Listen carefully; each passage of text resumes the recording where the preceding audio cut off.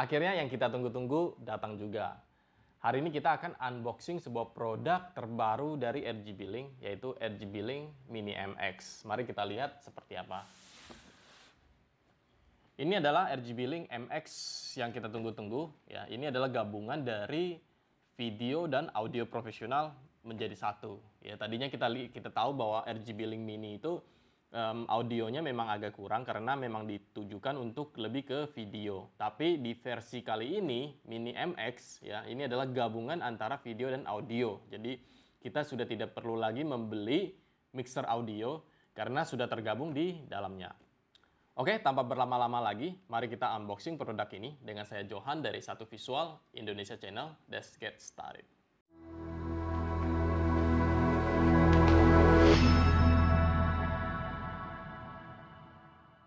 Oke, mari kita buka.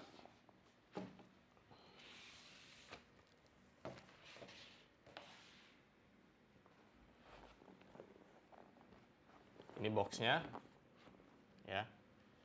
Di sebelah sini ada tulisannya, ya kita bisa lihat beberapa fitur-fiturnya. Nanti akan kita bahas satu persatu. Ya, di belakangnya juga ada sistem diagramnya, ya apa-apa saja. Oke, selesai. Kita coba buka.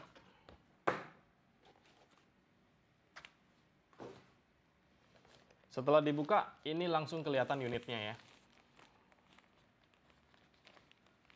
Kita coba buka dari dalam plastiknya. Ya, ini tampilan unitnya.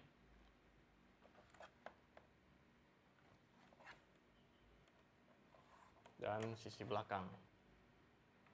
Oke, kita taruh dulu. Dan di dalamnya terakhir ada satu box lagi. Ya. Box ini isinya dalamnya adalah adaptor ya, mungkin ya. Kita coba lihat.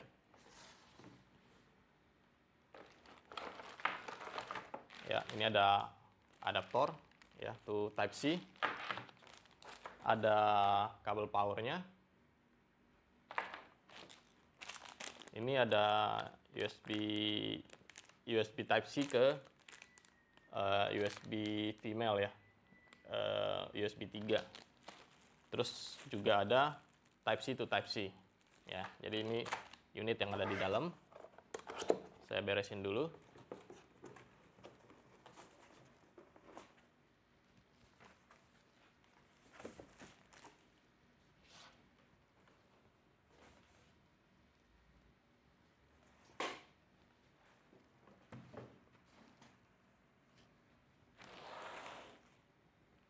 Oke, mari kita fokus ke unitnya ya.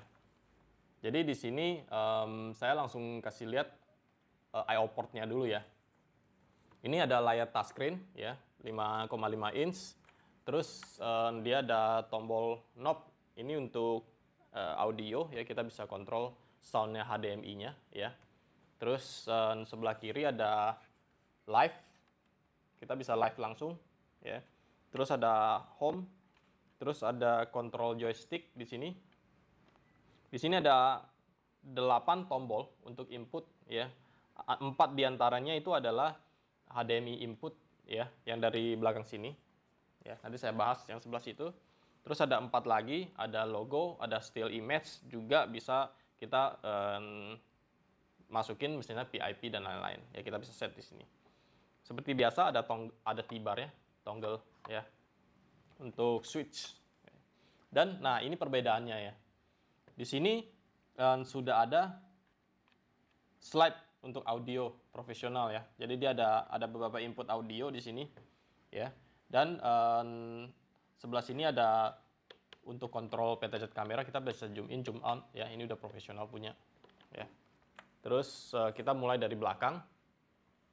Di sebelah belakang di sini ada tombol power ya, ada knob untuk matikan dan nyalakan powernya. Ini ada Type C untuk powernya.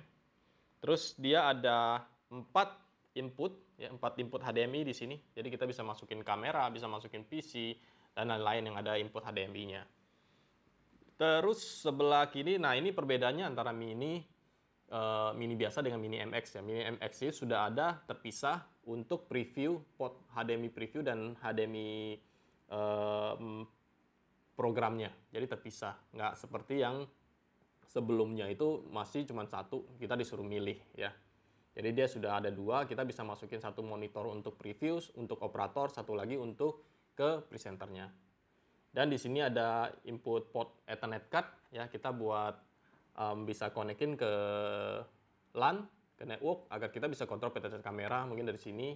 Ya, dan di sini ada lambang USB, kita bisa masukkan USB ini ke PC sehingga PC kita bisa dari Zoom, kita bisa dari vMix, OBS, kita bisa ngambil input terakhirnya, hasil output dia ya.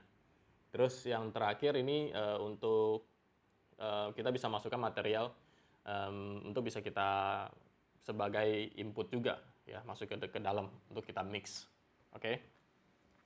Nah, perbedaannya lagi adalah di sebelah sampingnya ya. Di sini sudah ada jack XLR ya untuk profesional audio ya. Kita bisa masukin audio ke sini.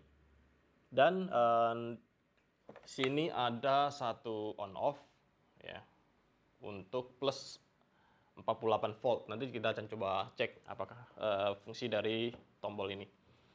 Oke, selanjutnya di sini juga ada dua jack audio ya, yang besar punya dan yang kecil satu untuk monitor ya. Saya kira itu aja untuk I/O portnya ya. Mari kita coba lihat dari sisi brosurnya ya. Coba kita slide ke atas dari sisi brosurnya, kita lihat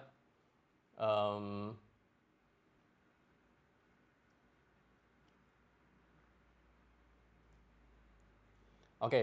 Nah, di sini ada 5 sebagai concern atau main fiturnya ya. Pertama adalah output dari HDMI-nya itu input dari HDMI-nya itu sudah 4K ya.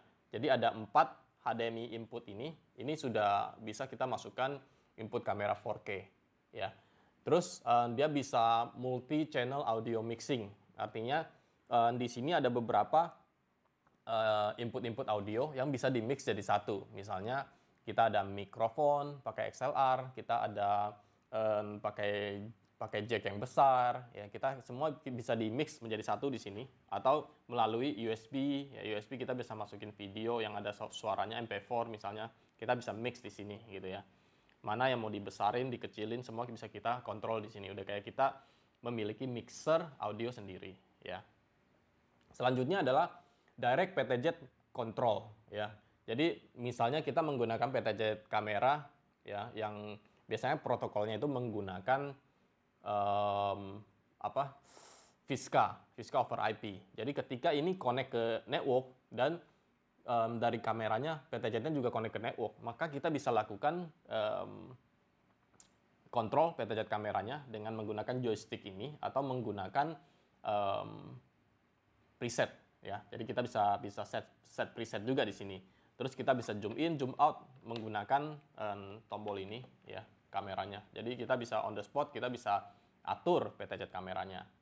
Oke, selanjutnya adalah dedicated multi view preview input. Ini tadi saya sudah bahas. Jadi dia punya HDMI out-nya 2 ya, satu untuk preview, satu untuk program. Jadi dedicated, udah nggak digabung jadi satu lagi kayak dulu ya, kayak mini yang biasa ya.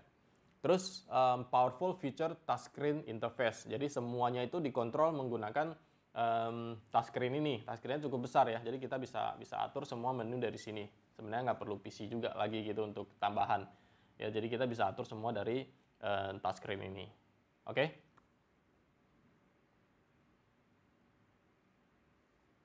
Oke, kita lanjut. Terus nah, di sini ada ditulis preview on demand. Ya, ini kita sebenarnya kita bisa lihat bagian previewnya sama sebelum kita tayangin ke program ya. Jadi kita bisa atur, kita mau masukin input apa aja di dalam sana, diatur, baru kita lempar ke program. Oke, kita lanjut.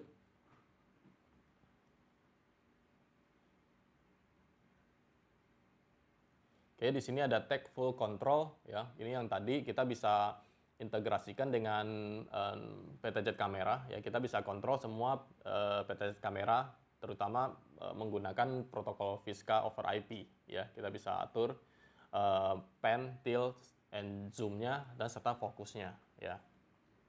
Oke, lanjut. Ini yang tadi kita bisa atur PTT control-nya menggunakan joystick-nya ya, jadi lebih memudahkan kita untuk melakukan kontrol ya.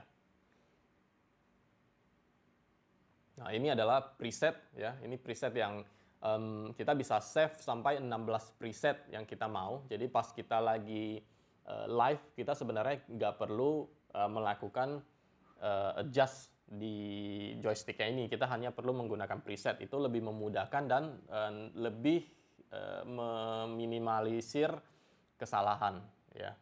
Oke. Nah, selain itu juga ini juga kita bisa go remote ya. Kita ada Expose Mini Companion apps yang kita bisa install di PC yang dalam satu network kita bisa kontrol dari tempat lain. Oke. Lanjut.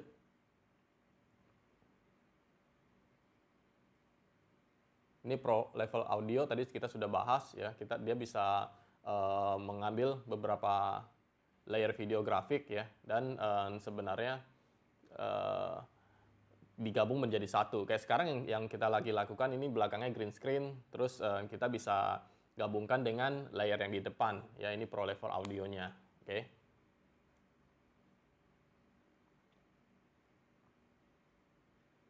Dynamic scalable ya. Jadi ini juga sebenarnya cukup membantu karena dengan unit ini kita bisa masukin dari still image ya, kayak misalnya lower third. Jadi kita bisa tambahin lower third, bisa tambahin logo, bisa tambahin beberapa multi kamera ya, atau laptop. Ini menjadi sebuah produk yang cukup kompleks dan bisa melakukan semua gitu dari video production ya. Oke, kita lanjut lagi. Transition like a pro. Di sini juga seperti Mini sudah ada transisinya ya. Kita bisa lakukan transisi dari satu ke yang lain dengan berbagai macam, kayak misalnya yang fade, yang biasa cut, terus ada lagi yang dari full ke ini. Ada beberapa transisi yang bisa kita ubah ya. Oke, ini masuk ke Pro Level Audio. Tadi kita sudah bahas sedikit ya. Dia ada bisa masuk 1/4 inject ya, TRS. Terus ada mic 1, mic 2 ya, 48 volt. Oh, tadi yang slide itu yang ini yang 48 volt ini sebenarnya phantom power ya. Jadi kita bisa nyalakan phantom powernya. Biasa itu berguna sekali buat audio untuk memberi power yang lebih maksimal ya. Oke, terus lanjut. Follow the action, always be sync ya. Jadi di atas ini tadi kita juga sudah kasih lihat yang ini. Ketika HDMI-nya dia bawa audio ya, kita juga bisa atur dari sisi volumenya ya. Jadi misalnya volume 1 kita nggak mau terlalu kenceng, kita nggak perlu lihat software lagi, kita langsung dari sini ngontrolnya ya. Kalau kita mau besarin suara dari misalnya kita ada input laptop ke HDMI 1 dan kita puterin suara, ini bisa langsung audio follow video. Jadi kita bisa sync together di sini ya. Kita bisa atur volumenya. Oke, lanjut. Monitor dan set lift ya. Tadi kita udah bahas. Jadi kita juga di sini juga ada bisa masukin Bluetooth juga ya. Jadi kalau kita ada audio dari Bluetooth, kita bisa atur di sini, kita bisa matikan, bisa nyalakan ya, bisa mute ya. Terus bisa atur volumenya di sini semua. Oke.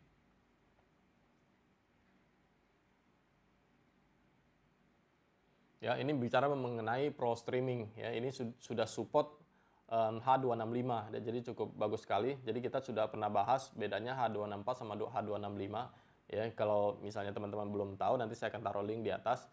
Itu H265 itu bandwidth yang diperlukan untuk mengeluarkan dibandingkan H264 itu setengahnya. Jadi lebih irit bandwidth ya kita dan hasilnya ya sebenarnya jadinya lebih smooth nanti kalau pada saat kita melakukan live streaming ya.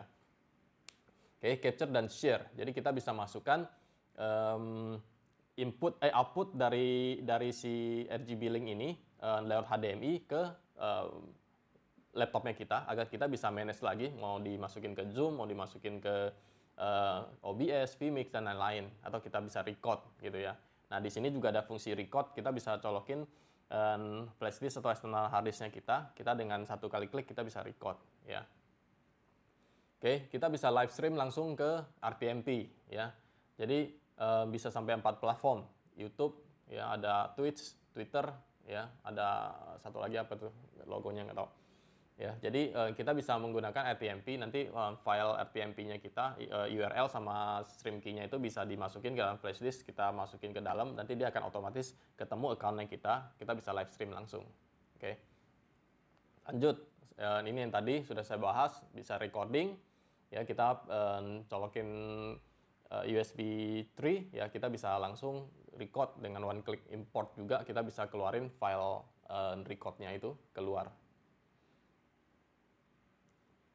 Chroma key, oke, tadi saya sudah bahas juga, jadi kita bisa lakukan chroma key di sini. Jika kamera kita belakangnya adalah green screen, maka kita bisa atur belakang background-nya itu dengan background lain, misalnya input PC, misalnya, jadi bisa kita hilangkan background-nya sehingga bisa seperti ini nih. Jadi saya lagi ngomong, belakangnya adalah presentasi, gitu ya. Oke, lanjut. Oke, ini adalah color grade-nya itu EUV 444 ya. Jadi kayak raw file ya. Jadi dia nggak ada kompresannya. Jadi hasilnya itu yang bagus. Jadi kalau teman-teman cari color-nya yang bagus, yaitu harus uncompressed ya, 444. Oke, lanjut. Multilayer udah dibahas. Jadi kita bisa masukin lower third dan lain-lain, logo dan lain-lain.